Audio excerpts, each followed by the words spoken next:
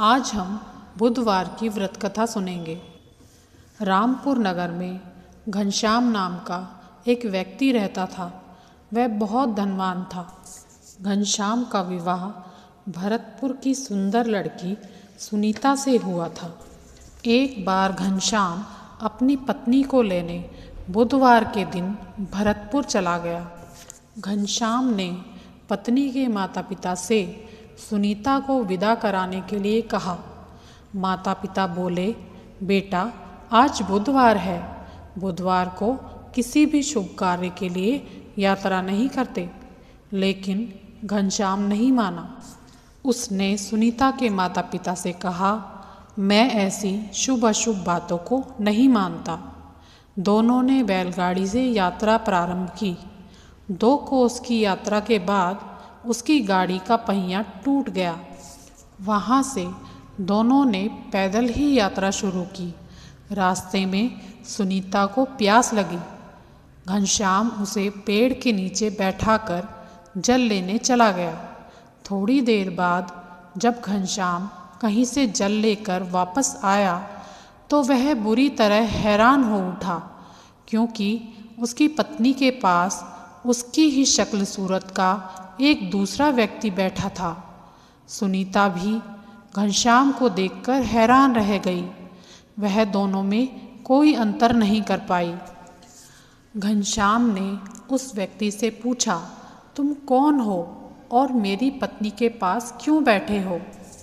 घनश्याम की बात सुनकर उस व्यक्ति ने कहा, अरे भाई, यह मेरी पत्नी सुनीता है। मैं अपनी पत्नी को ससुराल से विदा करा कर लाया हूँ। लेकिन तुम कौन हो जो मुझसे ऐसा प्रश्न कर रहे हो? घनश्याम ने कहा, तुम जरूर कोई चोर या ठग हो। यह मेरी पत्नी सुनीता है। मैं इसे पेड़ के नीचे बैठाकर जल लेने के लिए गया था। इस पर उस व्यक्ति ने कहा, अरे भाई, झूठ तो मत बोलो। आप तो झूठ बोल रहे हो। सुनीता को प्यास लगने पर जल लेने मैं गया था। मैंने तो जल लाकर अपनी पत्नी को पिला दिया है। अब तुम चुपचाप यहाँ से चलते बनो, नहीं तो किसी सिपाही को बुलाकर मैं तुम्हें पकड़वा दूंगा। दोनों एक दूसरे से लड़ने लगे।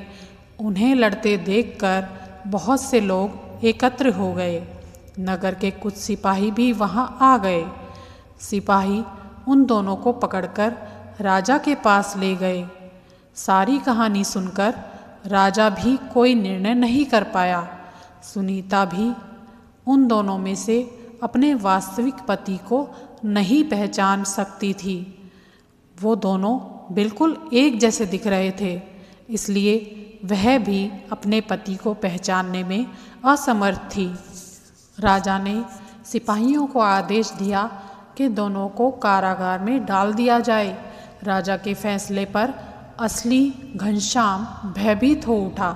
तभी आकाशवाणी हुई, घनश्याम, तूने सुनीता के माता पिता की बात नहीं मानी और बुधवार के दिन अपनी ससुराल से प्रस्थान किया। यह सब भगवान बुद्धदेव के प्रकोप से हो रहा है। घनश्याम ने भगवान बुद्धदेव से प्रार्थना की, हे भगवान बुद्धदेव, मुझे क्षमा कीजिए। मुझसे बहुत बड़ी गलती हुई है।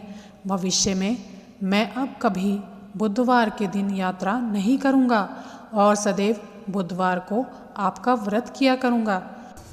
घनश्याम के इस प्रकार प्रार्थना करने पर बुद्धदेव ने उन्हें क्षमा कर दिया। तभी दूसरा व्यक्ति राजा के सामने से गायब हो गया। राजा और दूसरे लोग इस चमत्कार को देखकर हैरान हो गए। भगवान बुद्धदेव की इस अनुकंपा से राजा ने घनश्याम और उसकी पत्नी को सम्मानपूर्वक विदा किया। कुछ दूर चलने पर रास्ते में उन्हें बैलगाड़ी मिल गई। बैलगाड़ी का टूटा हुआ पहिया भी जुड़ा हुआ था।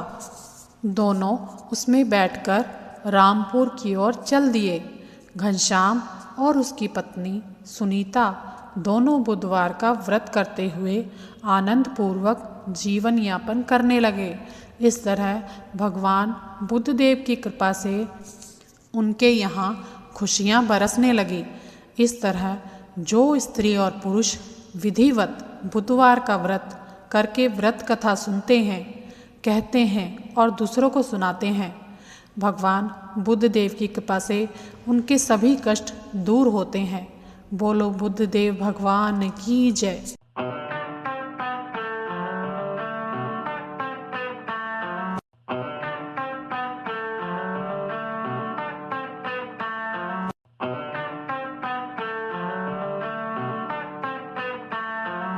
आपको आज की कहानी कैसे लगी, प्लीज़ कमेंट बॉक्स में ज़रूर बताएं और ऐसी ही कहानियों के लिए हमारे चैनल को सब्सक्राइब करें। धन्यवाद।